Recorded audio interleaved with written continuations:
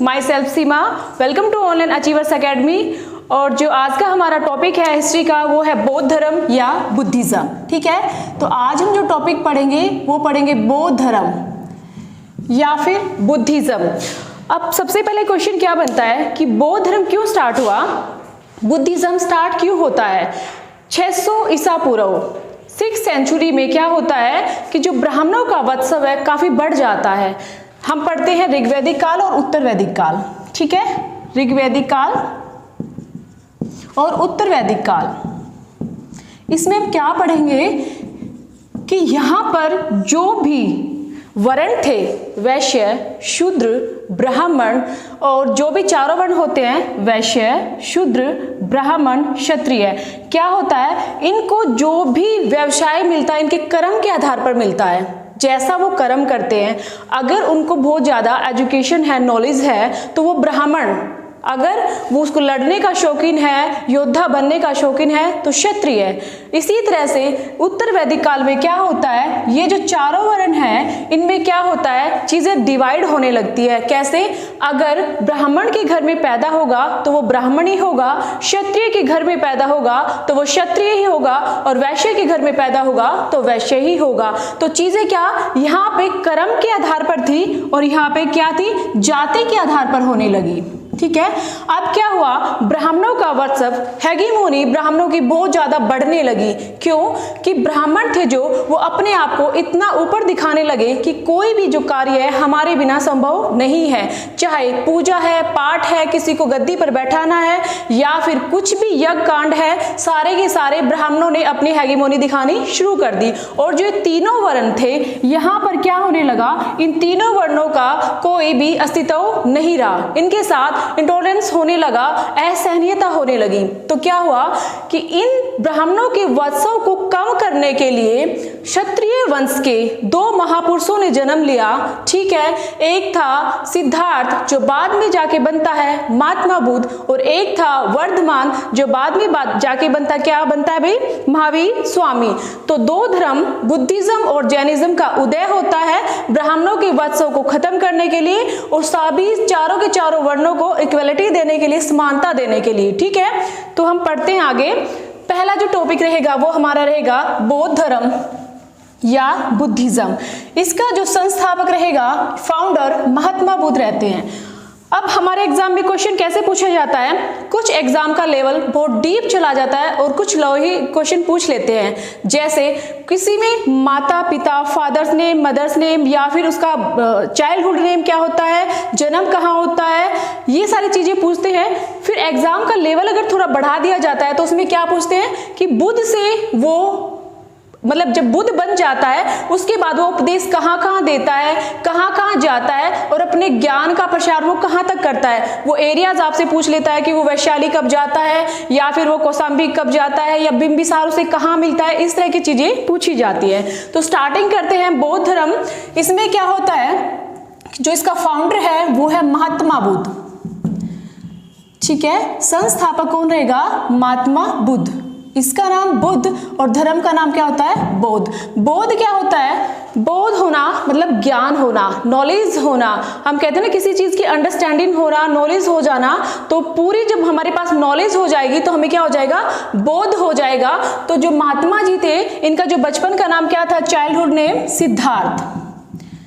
इनको क्या होता है, नॉलेज हो जाती है, हर वो नॉलेज जो एक इंसान के पास होनी चाहिए, अपने आप को क्या है हमारे अंदर, हम कैसे संसार में अपने आप को कंट्रोल कर सकते हैं, चीजों से, मोह माया से कैसे बाहर निकल सकते हैं, वो सारी चीजें किसको पता चल जाती है, सिद्धार्थ को। तो इसीलिए ये बन जाता है बुद्ध। सिद्धार्थ से बुद्ध की जो जर्नी हम वो पढ़ेंगे, और उसके बाद इसके जो धर्म का नाम पड़ जाता है बुद्धिज्म या बौद्ध धर्म। ठीक है, उसके बाद अब स्टार्ट करते हैं हम टॉपिक। सबसे पहले क्वेश्चन बनता है कि जो महात्मा बुद्ध है इसके बचपन का नाम सिद्धार्थ था, माता का नाम महामाया। ठीक है, जो इसका चाइल्डहुड नेम है ये क्या है, ये है भाई सिद्धार्थ।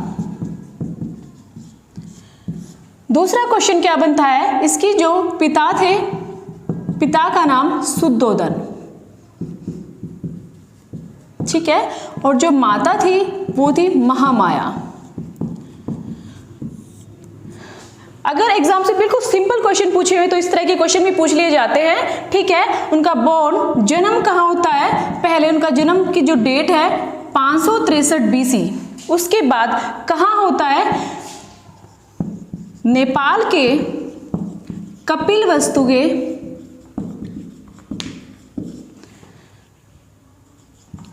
लुम्बिनी नामक स्थान पर, ठीक है। जन्म 563, कैसे याद करोगे, 5, 6 और 3, क्योंकि मैंने ऐसे याद किया है तो आपको इजीली याद, हम 563 से याद करना, अदरवाइज 563 BC। उसके बाद नेपाल के कपिलवस्तु के लुम्बिनी में, कंफ्यूजन कहाँ होता है, एग्जाम में अगर नेपाल दिया है, कपिलवस्तु दिया है, लुम्बिनी दिया है, तीनों में से कोई भी चीज दी है तो डोंट कंफ्यूज, नेपाल एक देश है, ठीक है, वहां पे एक जगह है कपिलवस्तु और उसका एक ग्राम है लुम्बिनी। तो नेपाल के कपिलवस्तु के लुम्बिनी में, लुम्बिनी का आधुनिक नाम रुमनदेई है, ठीक है, लुम्बिनी का आधुनिक नाम रुमनदेई है। और यहां पर भी कहाँ होता है उसका जन्म, आमरकुंज वन में,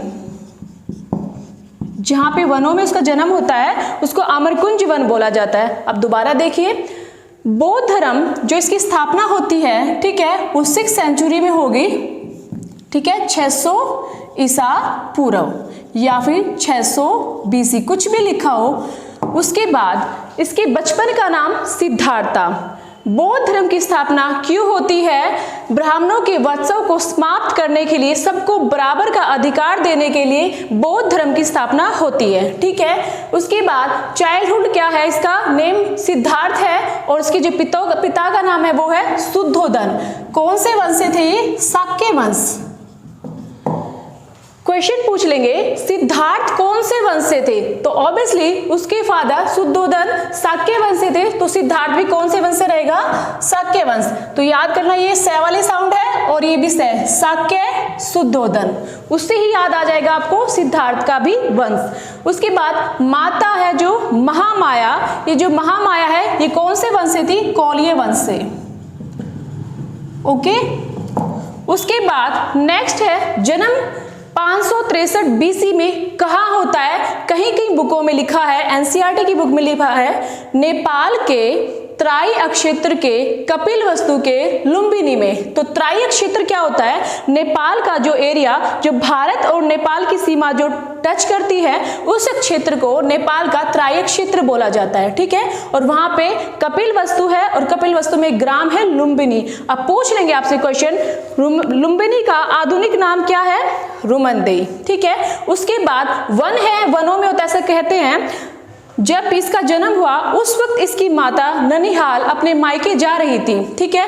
जाते जाते उसको प्रसव पीड़ा या लेबर पेन स्टार्ट हो जाता है। उसके बाद उसकी जो पालकी जिसमें वो बैठी थी उसको आमरकुंज वन या लुम्बिनी में रोक दिया जाता है और वहीं पे सिद्धार्थ का जन्म होता है, ठीक है। यहाँ तक कोई भी कंफ्यूजन, सिंपल सी बिल्कुल एक चीज है, बस ये जो बेसिक सी जानकारी होती है ना, जो हमारे आधार कार्ड में होती है, ठीक है, बेसिक सी जानकारी, बस वो लिखी हुई है इसके अंदर। उसके बाद हम आगे स्टार्ट करते हैं। एक बार इसका स्क्रीनशॉट ले लीजिए आप फटाफट से, ठीक है। अब नेक्स्ट क्या होता है कि जब उसका जन्म हो जाता है, जन्म होने के 7वें दिन, कुछ बुकों में लिखा है 7 दिन बाद और कुछ में लिखा है 7वें दिन, क्या होता है, उसकी माता की मृत्यु हो जाती है। बड़ी दुखदायी घटना है भाई, उसकी माता की मृत्यु हो जाती है। अब क्या होता है, प्रॉब्लम ये होती है कि इसको लालन पालन, इसका पोषण परवरिश कौन करेगा। तो इसके जो परवरिश के लिए इसकी मौसी रहती है जिसका नाम था प्रजापति गौतमी। अब नेक्स्ट पढ़ेंगे, जन्म के 7 दिन बाद या फिर 7वें दिन क्या होता है, माता की मृत्यु। 2 घटनाएं होती है, मदर की डेथ हो जाती है और दूसरा इसके लिए ब्राह्मणों को बुलाया जाता है भविष्यवाणी करने के लिए। तो 7वें दिन या 7 दिन बाद इसके लिए भविष्यवाणी होती है। कौन करता है, ब्राह्मण आता है, कालदेव कोडिन, ठीक है, कहीं कहीं लिखा होता है कौंडिन्य। तो 7वें दिन या 7 दिन बाद माता की मृत्यु हो जाती है और उसके बाद दूसरी घटना क्या होती है, एक भविष्यवाणी होती है, ब्राह्मणों को बुलाया जाता है, उसकी जन्म कुंडली दिखाई जाती है। उसमें क्या था कि कालदेव कौंडिन्य आता है और उसके लिए भविष्यवाणी करता है। तो पहले माता की मृत्यु हो गई तो पालन पोषण कौन करेगी, प्रजापति गौतमी। इसी से इसका नाम क्या पड़ता है, गौतम। ठीक है, हम पढ़ते हैं ना महात्मा बुद्ध या गौतम बुद्ध, तो वो इसके मासी के नाम पर ही पड़ता है। इसको क्या बोला गया है, प्रजापति गौतमी को इसकी विमाता या फिर सौतेली माँ, स्टेप मदर, या इसके बारे में बोला गया है मौसी। ठीक है, ये तीनों की तीनों चीज कौन थी, प्रजापति गौतमी। मौसी भी बोला गया, इसके फादर इससे शादी कर लेते हैं बाद में, क्योंकि कवारी थी तो इसको विमाता बन गई इसकी, या इसकी सौतेली माँ, स्टेप मदर इसको बोला गया। प्रजापति गौतमी यही वो है जो सबसे पहले महात्मा बुद्ध के संघ में शामिल होने वाली प्रथम महिला कौन थी, प्रजापति गौतमी। उसके बाद नेक्स्ट क्या है, जो भविष्यवाणी होती है उसी दिन कौन आता है, कालदेव कौंडिन्य। ये वो ब्राह्मण है जिसको बाद में सारनाथ में उपदेश देगा। ये आज तो इसके लिए भविष्यवाणी कर रहा है, बट जब पहला उपदेश देता है तो उनमें ये एक ब्राह्मण भी शामिल होता है। ठीक है, अब क्या रहेगा, भविष्यवाणी में कालदेव कौंडिन्य है। कालदेव कौंडिन्य का क्या रोल है कि ये भविष्यवाणी करता है कि शुद्धोधन को क्या बोलेगा, या तो तेरा बेटा बहुत बड़ा योगी बनेगा या बहुत बड़ा महाराजा या राजा बनेगा, या तो बहुत बड़ा किंग बनेगा या बहुत बड़ा हरमिट या सन्यासी बनेगा। ठीक है, तो भविष्यवाणी होती है या तो बहुत बड़ा योगी या बहुत बड़ा क्या, सन्यासी, या तो बहुत बड़ा योगी या बहुत बड़ा राजा। तो योगी या राजा, अब शुद्धोधन का माइंड क्या काम करता है कि मेरा जो इतना राजपाट है, जो भी मैंने इतना कपिल वस्तु, इतना ज्यादा राजपाट फैलाया हुआ, जो भी मेरी प्रसिद्धि है, वो किस काम की अगर मेरा बेटा योगी बन गया। तो क्या करता है वो, उसके लिए हर वो फैसिलिटी देता है, हर वो लग्जरी चीजें देता है कि उसका माइंड कहीं भी ना जाए। ठीक है, तो क्या कहते हैं कि जिसका मन जहां होता है, आप जितना मर्जी हटाओगे उतना ही उसका माइंड वहीं पर जाता है। ठीक है, उसके बाद क्या होता है कि जो भी चीजें होती है, जो भी वो उसको फैसिलिटी देता है, बट उसका माइंड कहाँ रहता है, कहीं और ही विचलित रहता है। आप देखो, एक बच्चा है, अगर आप उसको एक रूम में कैद करोगे, चाहे उसको हर तरह की चीजें दोगे, हर तरह की लग्जरी फैसिलिटी दोगे, हर टॉयज दोगे और बोलोगे कि दूसरे रूम में नहीं जाना है, बट बच्चे को क्या लगेगा, कुछ देर तो टॉयज में बिजी रहेगा, बट क्या रहेगा कि कुछ तो है उस बाहर की दुनिया में या उस दूसरे रूम में जो मुझे नहीं जाने दिया रह जाए। ठीक है, तो क्या है, यही महात्मा बुद्ध जैसे बड़ा होता जाता है, उसके मन में यही चीजें चलती रहती है और उसका मन किसी भी काम में नहीं लगता। तो ठीक है, अब उसके जो पिता है उसको चिंता होने लग जाती है और क्या करता है कि जल्दी ही उसकी शादी करा देते हैं। ऐसा बोलते हैं कि भाई शादी करा दो जल्दी, है लड़का है जो दिमाग डाइवर्ट हो रहा है या इधर उधर जा रहा है तो ये बंध जाएगा, कैद हो जाएगा, अपनी ग्रस्त जीवन में घुस जाएगा। ठीक है ना, आमतौर पर ये हमारी सभी की मेंटलिटी बनी होती है कि भाई लड़का है, बिगड़ रहा है या कुछ भी गलत कर रहा है और इसका ध्यान नहीं है, कुछ और जगह ध्यान है, तो इसकी शादी कर दी जाए। तो इसकी क्या करते हैं, शादी कर देते हैं। तो इसकी जो पत्नी का नाम था वो क्या था, यशोधरा। ठीक है, और इसकी जो बाद में इसको जो बेटा पुत्र पैदा होता है उसका नाम था राहुल। अब देखिए, यशोधरा का नाम बहुत सारी बुकों में अलग अलग, बिंबा, गोपा, बिरच्छना, ये नाम भी लिखे होंगे, इसी के नाम है ये यशोधरा गई, तो डोंट कंफ्यूज। तो बहुत सारी बुकों में अगर नाम लिखे होते हैं या पूछ लेते हैं एग्जाम में कि जो महात्मा बुद्ध है उसकी पत्नी का नाम कौन सा इसमें से नहीं था या कौन सा इसमें से नाम था, तो वो सारे के सारे आप याद रखिए, बिंबा, गोपा, बिरच्छना और यशोधरा। ठीक है, उसके बाद बेटा कहते हैं, जब इसके बेटे का जन्म होता है तो इसके मुंह से निकलता है राहु, तो उसी के नाम पर इसका नाम पड़ता है राहुल, जिसका अर्थ होता है बंधन। अब फिर भी इसकी शादी हो जाती है। शादी होने के बाद भी क्या होता है, इसका जो माइंड है फिर भी शांत नहीं रहता, विचलित रहता है, किसी से बात नहीं करता, अपना एक सामने जामुन का वृक्ष है, कभी उसके नीचे बैठ जाता है, कभी उसको देखता रहता है। ठीक है, कुल मिला के इसे किसी भी सुख सुविधाओं में कोई भी इंटरेस्ट नहीं था। ठीक है, अब क्या होता है, आगे की घटनाएं एक बार इसको रिवाइज करेंगे। सबसे पहले बौद्ध धर्म का जो उदय होता है वो कब होता है, 6th सेंचुरी में, 600 ईसा पूर्व। क्यों होता है, ब्राह्मणों के वत्सों को कम करने के लिए, या फिर उनके जो हेगेमनी कहते हैं ना, जहां पर कलयुग आता है या जहां पर बुराई आनी शुरू हो जाती है तो भगवान खुद अवतार लेते हैं। तो वही चीज इनके लिए बनाई गई है कि बौद्ध धर्म और जैनिज्म का उदय इसीलिए होता है क्योंकि आडंबर और वैदिक कर्म कांड ज्यादा ही बढ़ने लगे थे। ठीक है, तो फिर पहला क्वेश्चन बनता है, महात्मा बुद्ध के बचपन का नाम, जो चाइल्डहुड नेम था वो सिद्धार्थ था। ठीक है, उसके पिता का नाम शुद्धोधन था, सै वाली साउंड से ही है उसके फादर का नाम शुद्धोधन, और माता थी महामाया। और उसके बाद अगर पूछा जाए महात्मा बुद्ध कौन से वंश से थे, तो वो थे शाक्य वंश से, बाद में इसीलिए उनको शाक्य मुनि कहा गया था। ठीक है, आगे हम पढ़ेंगे इसके बारे में कि शाक्य मुनि क्यों कहा गया उसको, क्योंकि शाक्य वंश का कोई ऋषि बन गया या मुनि बन गया, इसलिए उसको शाक्य मुनि कहा गया। उसके बाद सेकंड आता है क्वेश्चन, जन्म की जो डेट है 563 है, और उसके बाद जो उसका जन्म होता है वो नेपाल के कपिलवस्तु के लुम्बिनी में होता है, और लुम्बिनी का आधुनिक नाम क्या है, रुमनदेई। नेक्स्ट फिर चलते हैं कि जब 7 दिन बाद उसकी माता की मृत्यु हो जाती है तो उसका पालन पोषण कौन करता है, तो उसकी एक स्टेप मदर होती है, वो है प्रजापति गौतमी, और गौतमी के नाम पर उसका नाम पड़ता है गौतम बुद्ध। नेक्स्ट है 7वें दिन फिर क्या होता है, उसकी जो एक भविष्यवाणी होती है, कालदेव कौंडिन्य एक ब्राह्मण है, सभी ब्राह्मणों को आमंत्रित किया जाता है उसकी कुंडली वगैरह चेक कराने के लिए। तो एक ब्राह्मण होता है कौंडिन्य, वो क्या कहता है कि तेरा बेटा या तो बहुत बड़ा योगी बनेगा या बहुत बड़ा राजा बनेगा। तो वो उसको हर फैसिलिटी देता है, बट फिर भी उसका ध्यान क्या होता है, वहां नहीं रहता। उसके बाद उसकी शादी कर दी जाती है, पत्नी का नाम यशोधरा और बेटे का नाम राहुल, जिसको बंधन के नाम से जाना जाता है। अब क्या होता है, मन उसका इतना विचलित है कि उसका मन कहीं नहीं लगता।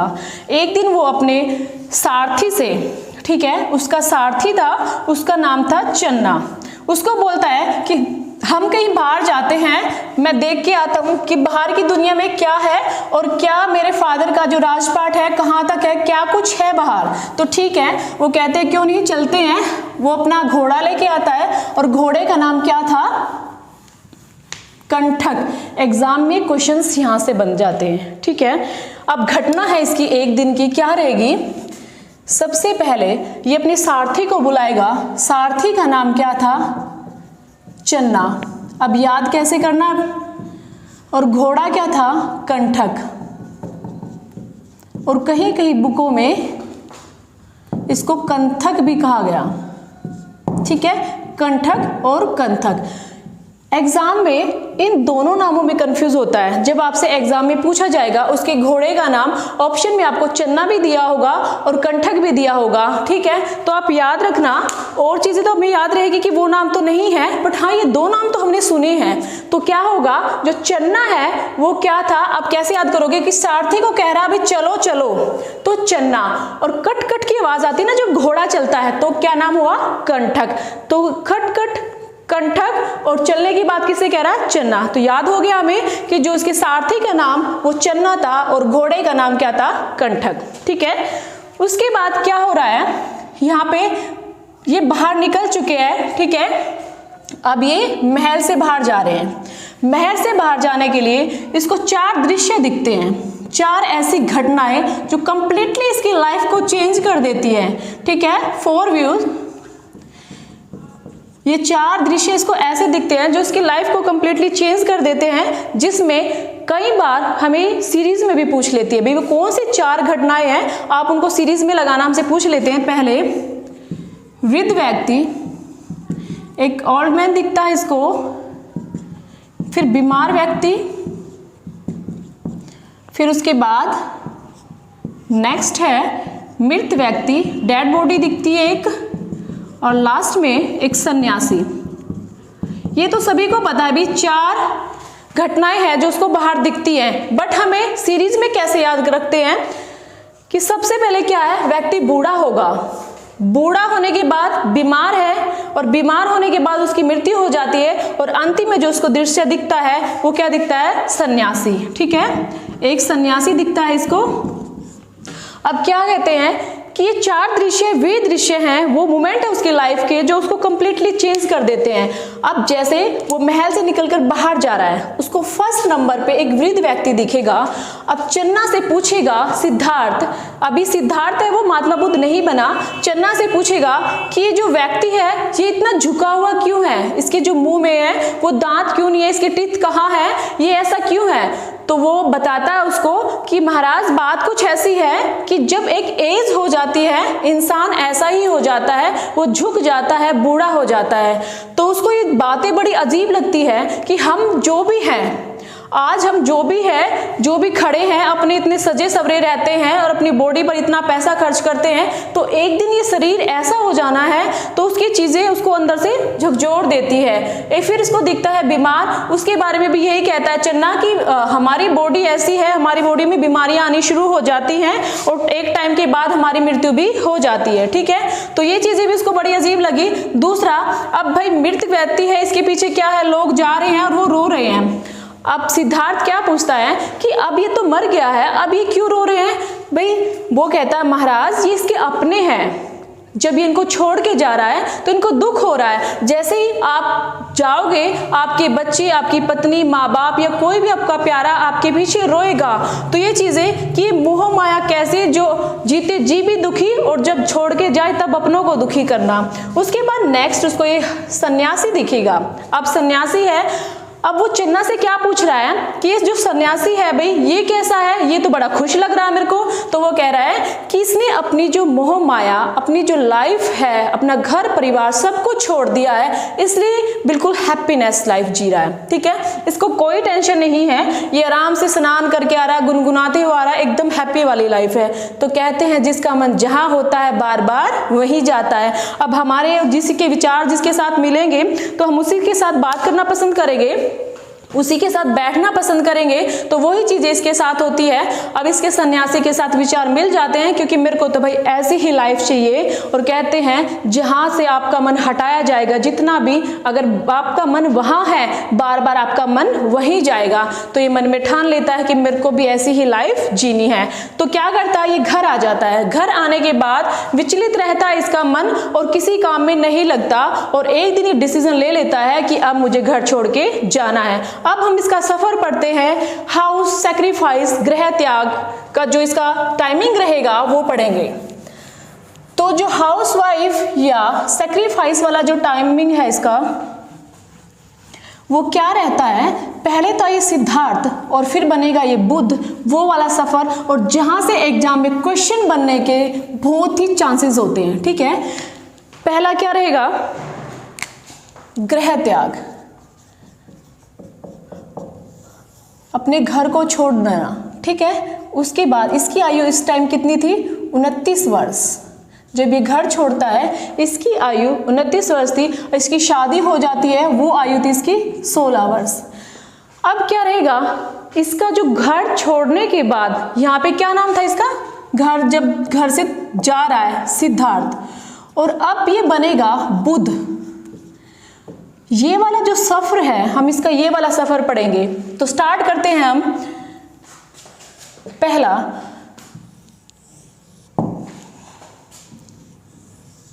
ये सबसे पहले पहुंचता है अनोमा नदी पर। ठीक है, अनोमा नदी के बाद पड़ेगा ये जो पहुंचेगा, वो पहुंचेगा ये वैशाली। वैशाली के बाद जाता है ये राजगृह, और राजगृह के बाद जाएगा ये उरुवेला, और उरुवेला के बाद फिर जाता है ये गया जो बिहार में पड़ता है, और गया के बाद जाएगा ये सारनाथ।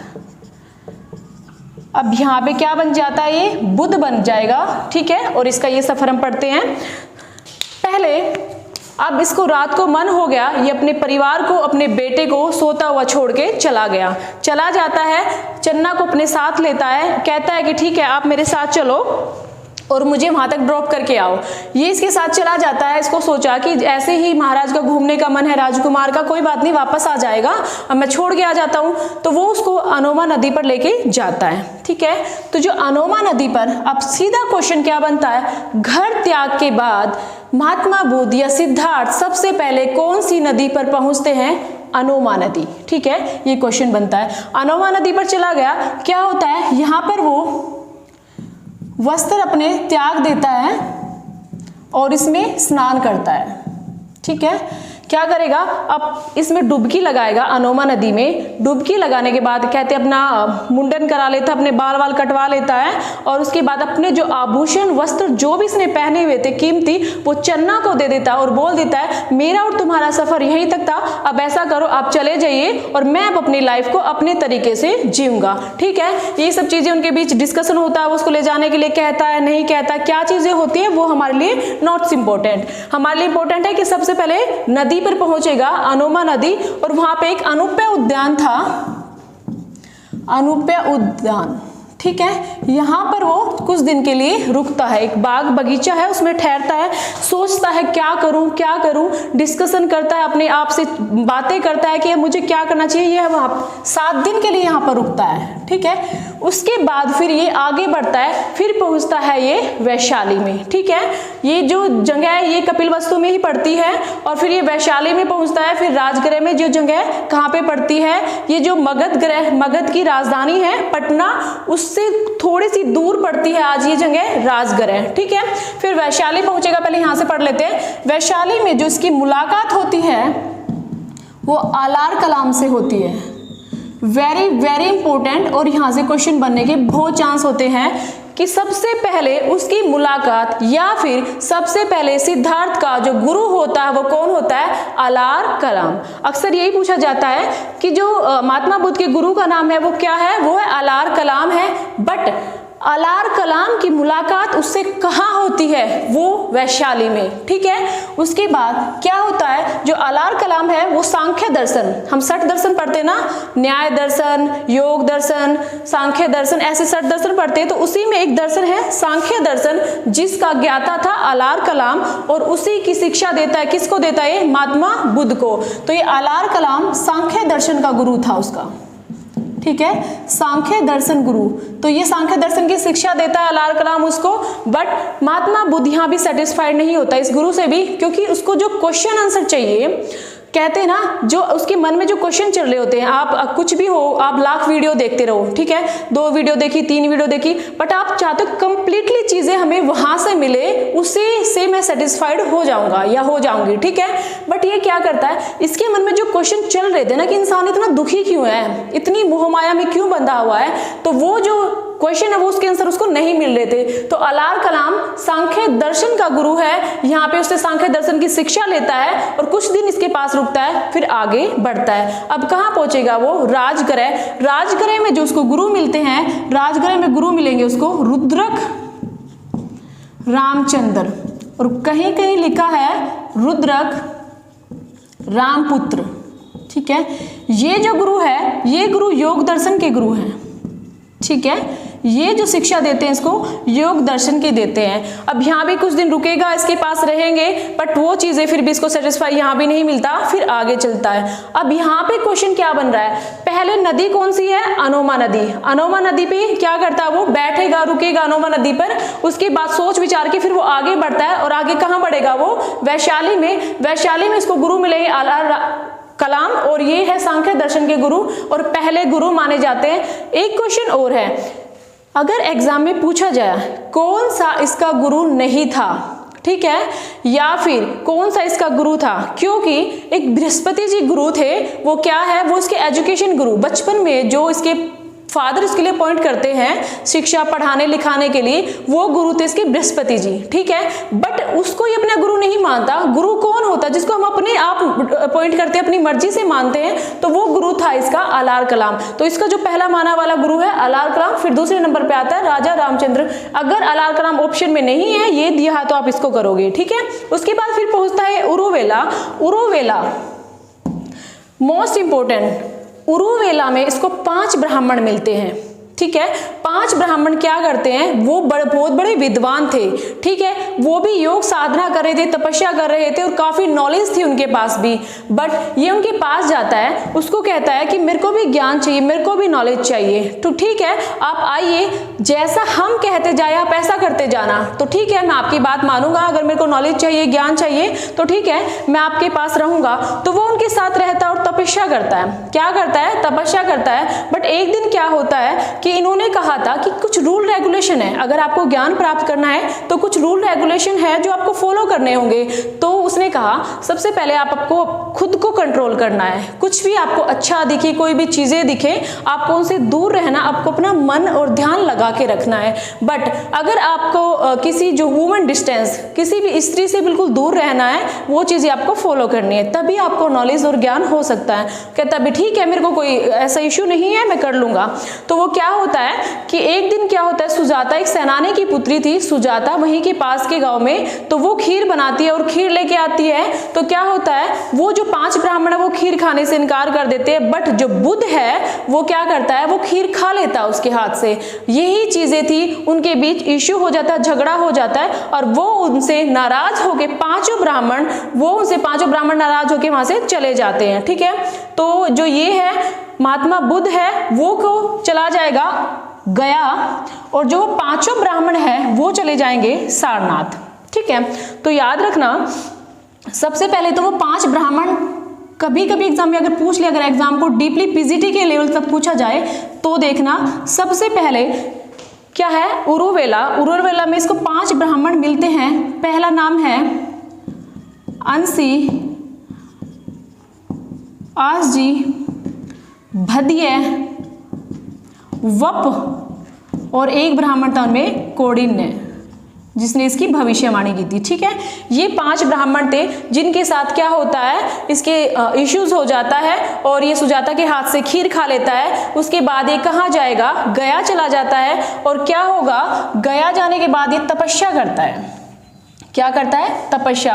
और यहाँ पे वेरी इंपॉर्टेंट टॉपिक्स यहाँ से स्टार्ट होता है, जो क्वेश्चन भी बहुत ही अच्छे बनते हैं यहाँ से। सबसे पहले ये क्या करेगा, यहाँ पे एक नदी होती है, ठीक है, नदी में क्या करता है, नदी पर एक वृक्ष होगा और वृक्ष के नीचे बैठ के तपस्या करता है। यहाँ पे बैठ गया, पूरा ध्यान लगाता है। ये जो नदी है, ये नदी है निरंजना नदी, या इसका नाम है पुनपुन नदी या फिर फाल्गु नदी। 3 नाम आधुनिक फाल्गु बोला जाता है। उसके बाद जो ये वृक्ष है, ये पीपल का वृक्ष है। उसके बाद सेकंड क्या है कि जो तपस्या कर रहा है, पूरे ध्यान लगा के कर रहा है और बैठ जाता है बिना कुछ खाए पिए, अन्न सन सब कुछ छोड़ देता है और पूरा मेडिटेशन अपने आप को कंट्रोल करता है। और एक दिन 8वें दिन इसको क्या हो जाता है, ज्ञान की प्राप्ति हो जाती है। ठीक है, 8वें दिन इसको ज्ञान की प्राप्ति हो जाती है। और ज्ञान क्या मिलता है इसको, कोई दिव्यास्त्र तो नहीं मिलते, कोई चमत्कारी चीजें तो नहीं मिलती। इसको क्या पता चल जाता है कि दुनिया में दुख क्यों है। ठीक है, दुनिया में दुख है, दुखों का कारण क्या है, इच्छाएं हैं, तृष्णा, डिजायर हैं और इनसे मुक्ति पाई जा सकती है। कैसे, अष्टांगिक मार्ग के द्वारा। वो हम आगे टॉपिक पढ़ेंगे, उसमें पूरा कंप्लीट करते हैं कि क्या नॉलेज इसको मिली, कि दुनिया इतनी दुखी क्यों है, क्यों इतनी मोहमाया में कंफ्यूज है, दूसरों से इतना अटैचमेंट क्यों है, इतनी ये क्यों है कि उसने मेरे साथ ये किया वो किया, मन इतना दुखी क्यों हो जाता है। तो वो क्या है, इच्छाएं, ठीक है, डिजायर, यही उनकी मिजरी, दुखों का कारण है। वो चीजें उसको मिल जाती है और क्या होता है, अब उसको कंप्लीटली ज्ञान प्राप्त हो जाता है। जिस दिन इसको ज्ञान प्राप्त होता है वो दिन था वैशाख पूर्णिमा का दिन।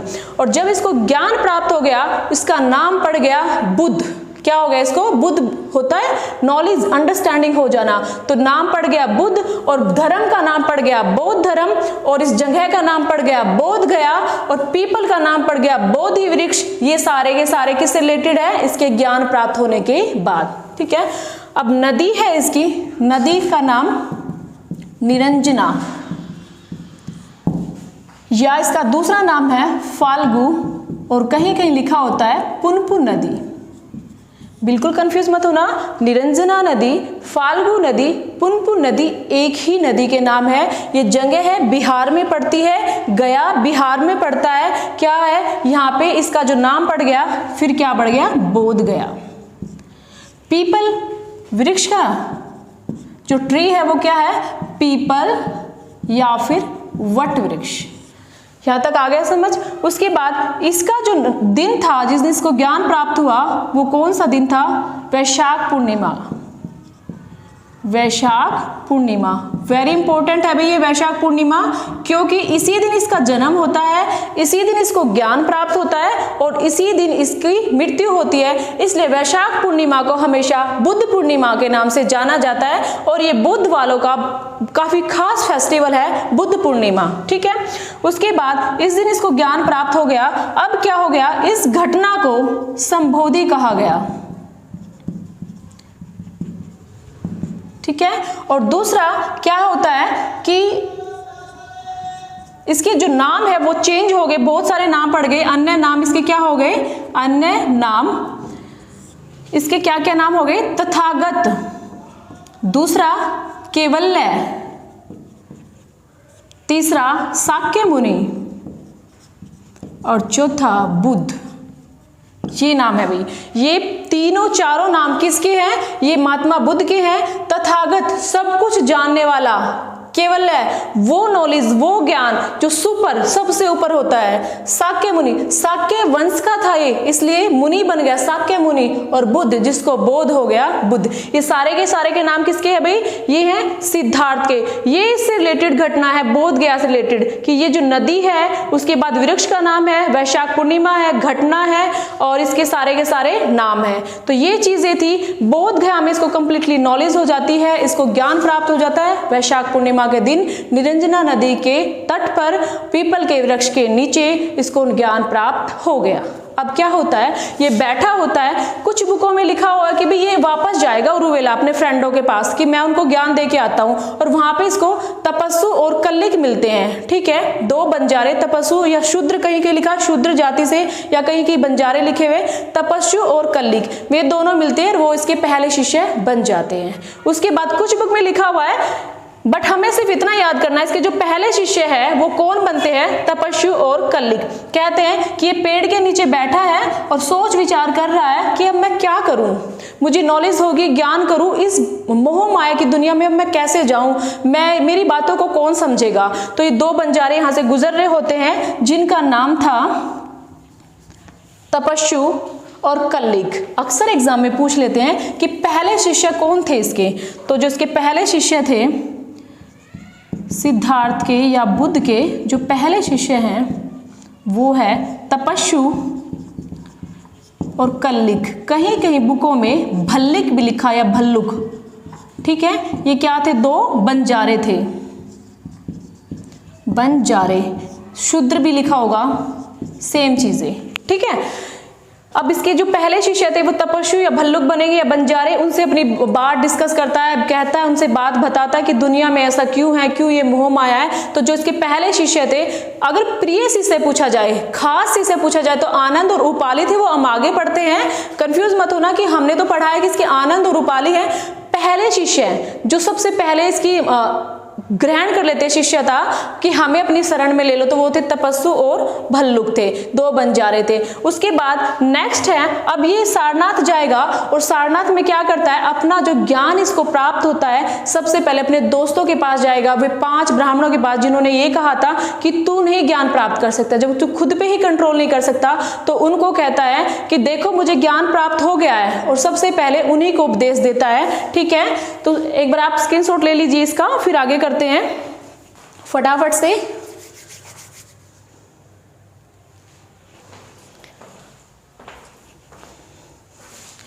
क्या करता है ये कि सबसे पहले अब उन 5 फ्रेंडों के पास जाएगा।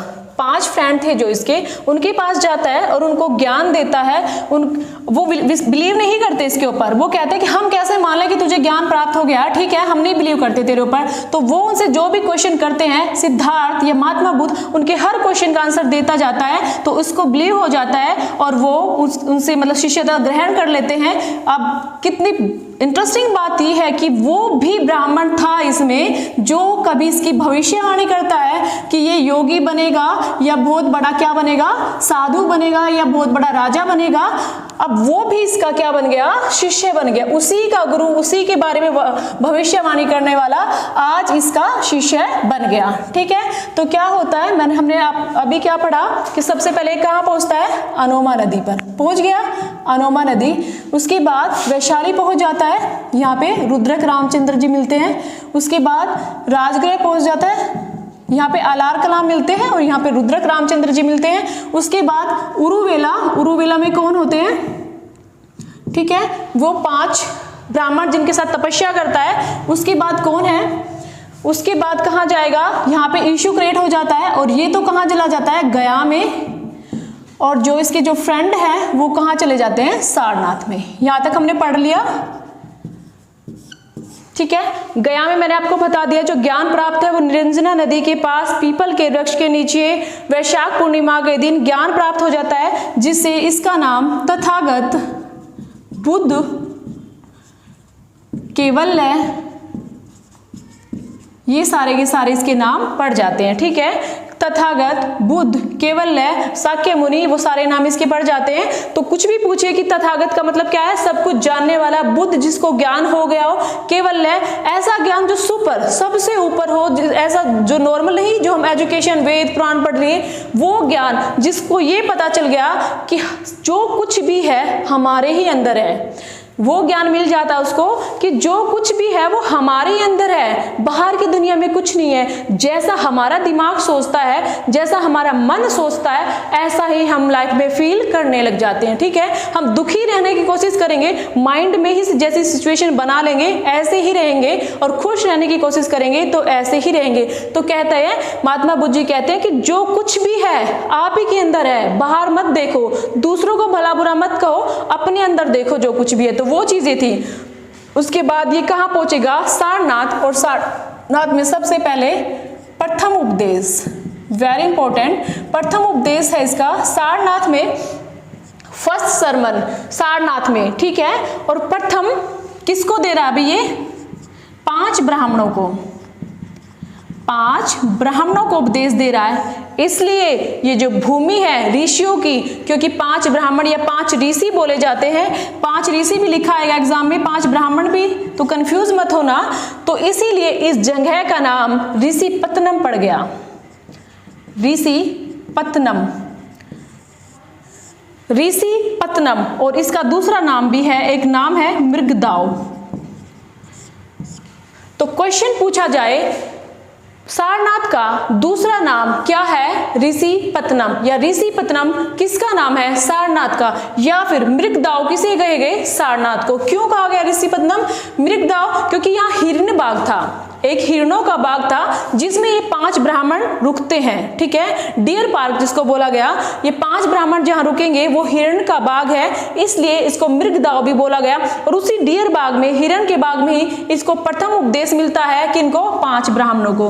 अब क्वेश्चन क्या बनता है, सबसे पहले कि जो प्रथम उपदेश महात्मा बुद्ध ने कहाँ दिया, फर्स्ट सरमन कहाँ पर, तो वो है सारनाथ में। सेकंड क्वेश्चन क्या बनता है, प्रथम उपदेश किसको दिया, 5 ब्राह्मणों को या 5 ऋषियों को। फिर थर्ड क्वेश्चन कि किस वजह से भी इसका नाम ऋषिपत्तनम बना, क्योंकि वहां पे 5 ब्राह्मणों को ज्ञान दिया गया था, क्योंकि ये ऐसे वैसे वो नहीं थे ब्राह्मण, बहुत बड़े विद्वान थे जो स्पेशली इसकी भविष्यवाणी में पहुंचे थे। ठीक है, तो इसलिए इसको ऋषिपत्तनम या मृगदाव इस जगह का नाम पड़ जाता है। दूसरा, सारनाथ में बौद्ध संघ की स्थापना भी होती है, बुद्ध यूनियन, बौद्ध संघ की स्थापना भी कहाँ होती है, सारनाथ में होती है। क्यों भाई, क्योंकि जो बौद्ध संघ है अब सबके सब है, अभी हमें क्या पता भी आप बौद्ध धर्म ले रहे हो या उसके रूल्स फॉलो करते हो या नहीं करते हो। अब जो भी मेरे शिष्य बनेंगे उनको बौद्ध संघ की सदस्यता लेनी पड़ेगी। ठीक है, इसके कुछ रूल्स रेगुलेशन है, नियम्स है, वो हम आगे पढ़ेंगे। क्वेश्चन पूछा जाएगा बौद्ध संघ की स्थापना कहाँ होती है, सारनाथ में। उसके बाद नेक्स्ट है प्रथम वर्षावास, प्रथम बैठक। अब याद रखना, कंफ्यूज कहाँ करता है एग्जामिनर, वो भी साथ साथ बता देती हूँ। प्रथम वर्षावास, अब हम याद हमने ये तो रटा हुआ कि काउंसलिंग बुद्धिज्म या बुद्धिस्ट काउंसलिंग जो होती है, बौद्ध संगीति होती है, वो 4 होती है। प्रथम कहाँ होगी, दूसरी कहाँ होगी, वो हम पढ़ते हैं ना। बट यहाँ बात है प्रथम वर्षावास, बैठ डिस्कशन करते हैं जब हम बैठ के कोई भी बात है, जो भी डिस्कशन कर रहे हैं वो प्रथम कहाँ होती है, वो कहाँ होगी, वो होगी सारनाथ में। देखो ये क्वेश्चन बनते हैं और ऐसे क्वेश्चन बनते हैं एग्जाम में। बेसिक क्वेश्चन पूछे ना जाए बट यहाँ से क्वेश्चन जरूर पूछे जाते हैं, ठीक है। तो ये दोनों चीजें बिल्कुल याद रखना। बौद्ध संघ जो बौद्ध यूनियन है उसकी स्थापना भी सारनाथ में होती है, और जो प्रथम वर्षावास है डिस्कशन करने के लिए बैठते हैं महात्मा बुद्ध जी। भाई ऐसा है, सारे के सारे मेरे जो भिक्षु हैं, जो शिष्य, सब आइए, मैं तुम्हें बताता हूँ कि आपको कैसे कैसे प्रचार करना है, कैसे कैसे नॉलेज, सबको कैसे कैसे ज्ञान देना है। तो जो डिस्कस करते हैं वो प्रथम वर्षावास होता है, और जो बुद्धिस्ट काउंसलिंग होती है वो इसके मरने के बाद होती है, और जीते जीत जो बैठ के हो रही है वो उनको वर्षावास बोला जाता है, ठीक है। एक बार आप स्क्रीनशॉट ले लीजिए, फिर आगे करते हैं हम फटाफट से।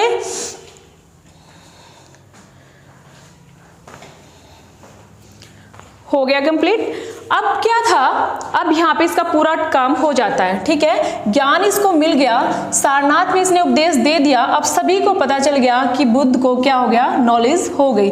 उसके बाद ये बहुत सारी जगह जाता है, जो कुछ इंपॉर्टेंट क्वेश्चन बनते हैं हम उनसे रिगार्डिंग पूछेंगे। पहले ये वाराणसी भी जाएगा, उसके बाद वहां पे इसको व्यापारी मिलता है, यश व्यापारी।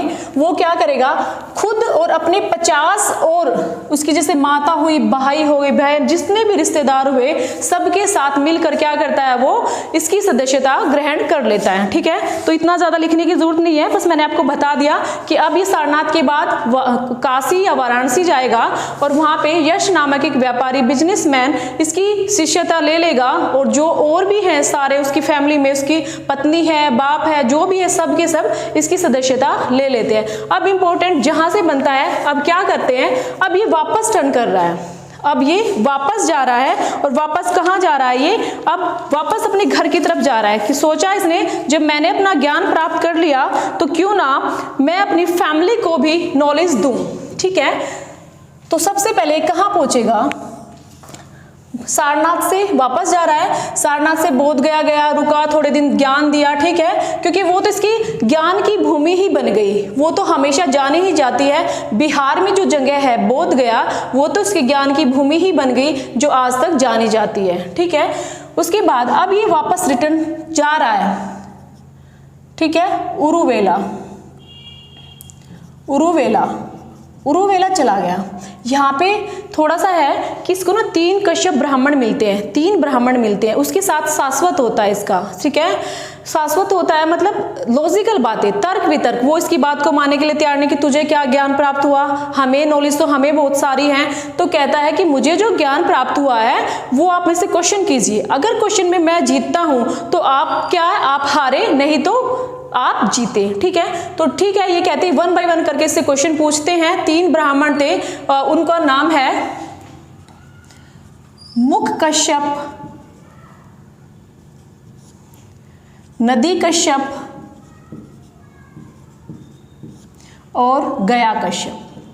देखिए ये तीनों ब्राह्मण, मैंने इसलिए बताया आपको कि एग्जाम अगर बहुत ज्यादा डीप जाता है तो क्या पूछेंगे आपको, उन 5 ब्राह्मणों के नाम, और इन 3 ब्राह्मणों में कि आपको पूछेंगे कि उरुवेला में उसको कौंडिन्य के साथ शाश्वत होता है या तर्क वितर्क होता है, तो आपको कंफ्यूज करेगा। तो आप याद रखना वो 5 ब्राह्मण अलग थे जिनको वो उपदेश देता, और ये 3 ब्राह्मण अलग है जिनको भी जाते हुए उपदेश दे रहा, जा रहा है वापस अपने घर की तरफ। तो क्या है कि मुख कश्यप, नदी कश्यप, गया कश्यप, तीनों इसके साथ शाश्वत करते हैं। शाश्वत वो नॉलेज होती है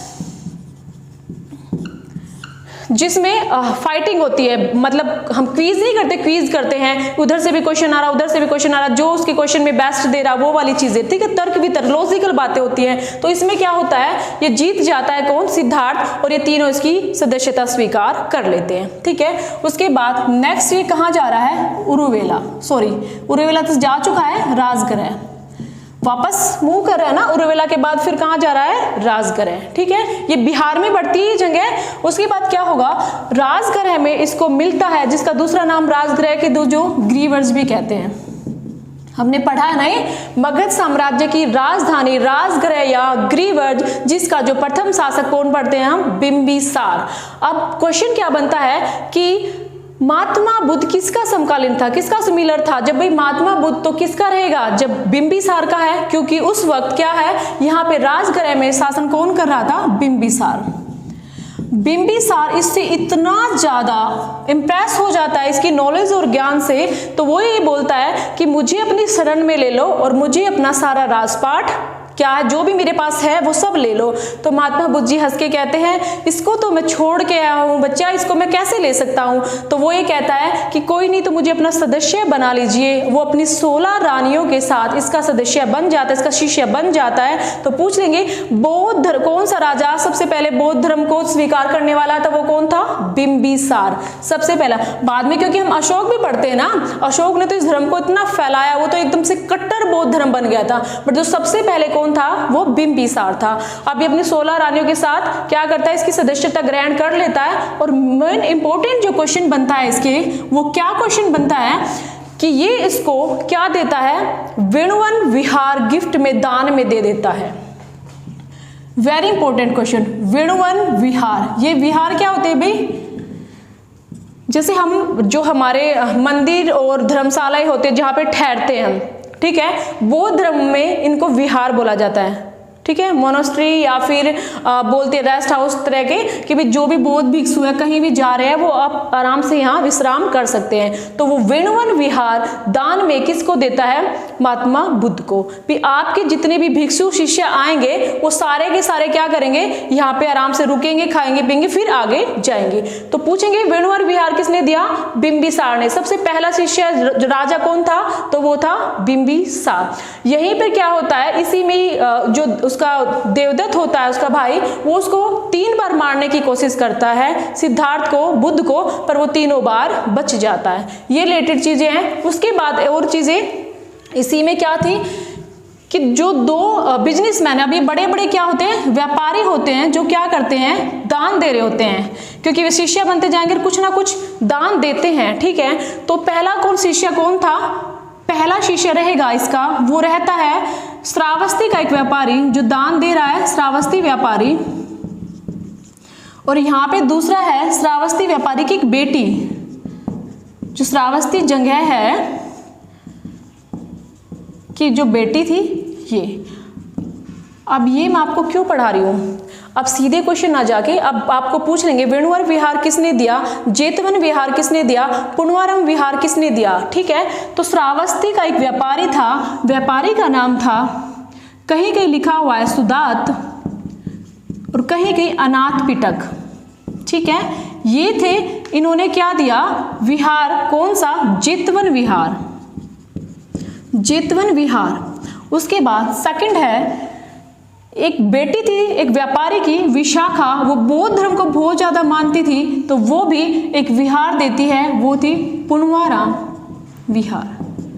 मोनेस्ट्री भी या मठ की तरह होते हैं ये, जहाँ पर रेस्ट करते हैं भिक्षु वगैरह। ठीक है, अब तीनों के तीनों क्वेश्चन एक साथ देखो। बिंबिसार दे रहा है वेणुवन विहार। ठीक है, श्रावस्ती में सुधात या अनाथ पिटक पूछेंगे। अनाथ पिटक जो है वो कहाँ का था? व्यापारी श्रावस्ती का। कौन सा विहार दे रहा है? जेतवन विहार। विशाखा कहाँ की थी? श्रावस्ती की बेटी थी। कौन सा विहार दे रही है? पुनवाराम विहार। ठीक है, तो ये चीजें थी इससे रिलेटेड। अब वो आगे चलेगा। ठीक है, एक बार इसका स्क्रीनशॉट ले लीजिए। अब वो आगे जाता है, कहाँ पहुंचेगा? आगे जाएगा वो कपिलवस्तु। कपिलवस्तु में अपने परिवार के लिए क्या करेगा? उनको भी बौद्ध दीक्षा देगा। ठीक है, ऐसा कहा जाता है कि उनको भी बताता है कि उसके परिवार, वो चाहता है कि भाई मैं अपने परिवार को छोड़ के गया हूँ, क्यों गया हूँ उनको भी बता दो, उनको भी नॉलेज दे दो कि क्यों गया हूँ मैं इन सब चीज़ों को छोड़ के, और वो सबकी सब शिक्षा देता है उनको कपिलवस्तु में। ठीक है, उसके बाद अब वो धीरे धीरे कहाँ जा रहा है? अब वो जगह जगह पर अपने ज्ञान का प्रसार करते हुए जा रहा है। अब बस कुछ इंपॉर्टेंट टॉपिक हम वही पढ़ेंगे जो हमारे एग्जाम के रिलेटेड है, फटाफट से कंप्लीट करते हैं। पहला जो है ये कहाँ पहुंचता है? ये वैशाली में। ठीक है, वैशाली में जब पहुंचेगा, इसमें क्या होता है? अब अपने परिवार को भी दे दी। ठीक है, वापस फिर मूव करने लगा, घूमने लगा। ठीक है, वैशाली में पहुंचा। वैशाली में क्या खास बातें हैं? हम इसको इसलिए पढ़ते हैं कि अब तक बौद्ध धर्म में कोई भी स्त्री नहीं थी, कोई भी वुमेन नहीं थी तो यहाँ पे क्या होता है कि जो आनंद था उसका प्रिय शिष्य है, आनंद उसको क्या कहता है, वो कहता है उसको कि जो आनंद है ना उसको वो कहाँ मिलता है, आनंद की जो मुलाकात होती है वो आनंद की अनूपे उद्यान में होती है। हमने पढ़ा था ना आनंद के बारे में, जो इसका प्रिय शिष्य है उसकी जो मुलाकात होती है इससे अनूपे उद्यान। और मैंने आपको कहाँ पढ़ाया था अनूपे उद्यान, ये मैंने आपको पढ़ाया था, कहाँ था ये, अनोमा नदी में। जहाँ अनोमा नदी थी वहीं पे एक उद्यान था जहाँ पे 7 दिन रुकता है, वहीं पे इसके आनंद की इससे क्या होती है, आनंद की क्या होती है, इससे मुलाकात होती है। तो पूछ ले एग्जाम में कि जो आनंद की मुलाकात कहाँ होती है उसे, तो अनूपे उद्यान में होती है। ठीक है, बस। अब ये वैशाली पूछेगा, अब क्या था यहाँ पे सबसे मेन बात हमें ये पढ़नी है कि जो वैशाली है उसमें वहां जाने के बाद क्या होता है, सबसे पहले औरतें स्त्रियां बौद्ध संघ की सदस्य बन जाती हैं। और सबसे पहले जो बनेगी सदस्य है वो थी प्रजापति गौतमी, और उसके बाद एक वैश्या या एक गणिका थी वो भी यहाँ पर इसकी दीक्षा ले लेती है। उसके बाद ये इंपॉर्टेंट चीज है इसमें वैशाली में। ठीक है, सबसे पहले वैशाली में क्या खास बात होती है, स्त्री का बौद्ध संघ में प्रवेश।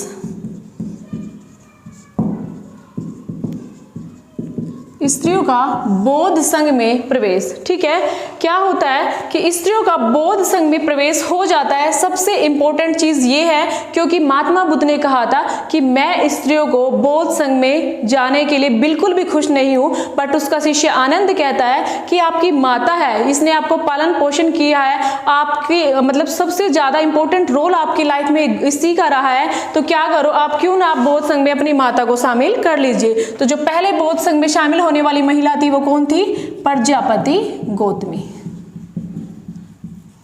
ठीक है, और नेक्स्ट है उसके बाद क्या होता है कि एक वैश्या थी, या फिर जिसको बोला गया है गणिका भी बोला गया है, वैश्या या फिर गणिका। ठीक है, ये वो जो नाचने वाली, एक तरह से दरबारों में नाचने वाली वैश्या गणिकाएं होया करती थी। उस टाइम पे वैलिडिटी थी, इनको बुरा नहीं समझा जाता था, भाई इनका काम था, प्रोफेशन था।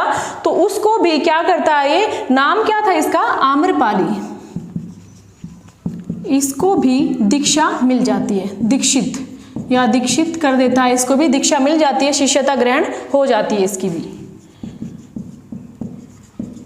क्वेश्चन क्या पूछा जाएगा, आम्रपाली या वैश्य गणिका कहां पर मिलती है, वैशाली में। या सबसे पहले कौन सी वैश्या को दीक्षा मिलती है, तो आम्रपाली को। नेक्स्ट है सबसे पहले बौद्ध संघ में शामिल होने वाली महिला कौन थी, प्रजापति गौतमी। प्रजापति कौन थी, इसकी स्टेप मदर, इसकी जो माता थी पालन पोषण करने वाली। ये क्वेश्चन थे वैशाली से रिलेटेड। ठीक है, उसके बाद जब नेक्स्ट है, ये नेक्स्ट कहां पहुंचता है, कौसाम्बी। कौसाम्बी पहुंचेगा,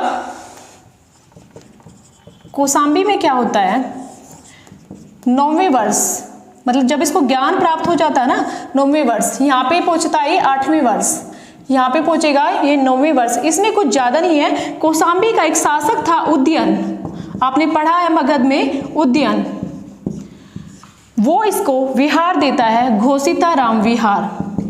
घोषिताराम ये नाम ऐसे क्यों है, क्योंकि जगह के नाम थे। घोषिताराम कोई जगह थी, वो पूरा का पूरा एरिया दे देते हैं तो उसी का नाम पड़ जाता है घोषिताराम विहार। किसको, महात्मा बुद्ध को दे दिया जाता है। ठीक है, ये था कौसाम्बी में। आगे फिर पहुंचता है वो दोबारा नहीं, आप इसी में ऐड कर लीजिए, दोबारा कहाँ जाएगा वो, 20वें वर्ष। कहाँ पे जाता है, वैशाली में। एक बार आ गया 8वें वर्ष, फिर दोबारा 20वें वर्ष जाता है। इसमें क्या करता है, एक डाकू होता है अंगुलीमाल, काफी स्टोरी सुनी है हमने इसकी बचपन में। अंगुलीमाल ये जो डाकू है यहाँ पर इसकी सदस्यता ग्रहण कर लेता है, इसका क्या बन जाता है, शिष्य बन जाता है। अंगुलीमाल की जो कहानी आप सर्च करके पढ़ लेना। ठीक है, इतना टाइमिंग नहीं होता कि हम ये कहानी सुनाए, तो वो सब चीजें इससे रिलेटेड है। अब क्या होता है, ये घूम रहा है, फिर रहा, सबको अपना ज्ञान दे रहा है। अब ये कहाँ पहुंचता है, अब ये पहुंचता है पावा में। पावा एक ग्राम था, पावा। ठीक है, वहाँ पे मल रहते थे, पावा के मल बोले जाते हैं वो। वहाँ पे पहुँचता है, वहाँ पे इसका एक शिष्य था, शिष्य नाम था चुंद कुम्हार। ठीक है, कुम्हार का पुत्र था। तो क्या होता है, कहीं की क्रमकार भी लिखा है, कहीं कहीं कुम्हार का भी लिखा हुआ है। तो जो चुंद नाम का एक इसका शिष्य था, वो क्या कहते हैं, खाने में इसको शुक्र मद्दव, क्या लिखा है, सुअर का मांस, शुक्र मद्दव मतलब सुअर का मांस दे देता है। और जो इसको डायनेस्टी मतलब इसको क्या होता है कि इससे पच नहीं पाता, इससे ये मांस है पच नहीं पाता और इसको अतिसार हो जाता है। और क्या हो जाता है, इसको अतिसार हो जाता है। अतिसार होने की वजह से इसकी मृत्यु हो जाती है। कहाँ पे, काशी में। यहाँ के बाद जाएगा ये कहाँ, कुशीनगर। कुशीनगर में पहुंचेगा। कुशीनगर में पहुंचने के बाद क्या होता है, वहां पे इसकी मृत्यु हो जाती है। उसके बाद जो इसका अंतिम उपदेश होता है, मरने से पहले ये अपना उपदेश किसको देता है, सुभद्र को देता है। क्वेश्चन वेरी इंपॉर्टेंट, पूछा जाता है कि अंतिम उपदेश किसको दिया, सुभद्र को दिया। कसाया ग्राम के पास था कोई, कसाया ग्राम, वहां पे उसको उपदेश देगा। और उसके बाद इसकी मृत्यु हो जाती है। मृत्यु के जब इसकी मृत्यु होने वाली थी तो ये अपने शिष्य आनंद को बताता है कि अब बौद्ध धर्म में पहली बात ये कि जो बौद्ध धर्म है उसमें क्या होने लगा, चीजें स्त्रियों के आने के बाद विनाश की तरफ जाने लगी। अब भारत में ये बौद्ध धर्म ज्यादा दिन नहीं चलेगा। दूसरी बातें वो कहता है कि जो भी कुछ है मोह माया, जो भी कुछ है अपने अंदर है, अपने माइंड को कंट्रोल करो, अपने ऊपर कंट्रोल करो। और जो मेरे बाद कोई भी गुरु नहीं बनेगा, एक मेरे उपदेश है, मेरी बातें हैं, इन्हीं को एक जगह एकत्रित करके इन्हीं को आगे लाइफ में बढ़ाओ। ये सारी चीजें होती हैं, ठीक है। अभी हम थोड़ा सा इसके बारे में करते हैं कि अब ये कहाँ जाएगा। अभी चला जाता है पावामल, यहाँ पे चला गया, उद्यान मिल गया इसको, बहुत सारे विहार इसको मिलते हैं जो बाद में अब काफी फेमस माने जाते हैं, ठीक है। तो सबसे पहले हम फटाफट से करते हैं, वीडियो ज्यादा लंबी चली गई है क्योंकि ये टॉपिक बहुत लंबा है। ऐसे ही नहीं है कि फटाफट से करा दे, टॉपिक काफी लंबा है, नेक्स्ट वीडियो में कंप्लीट करेंगे इसको।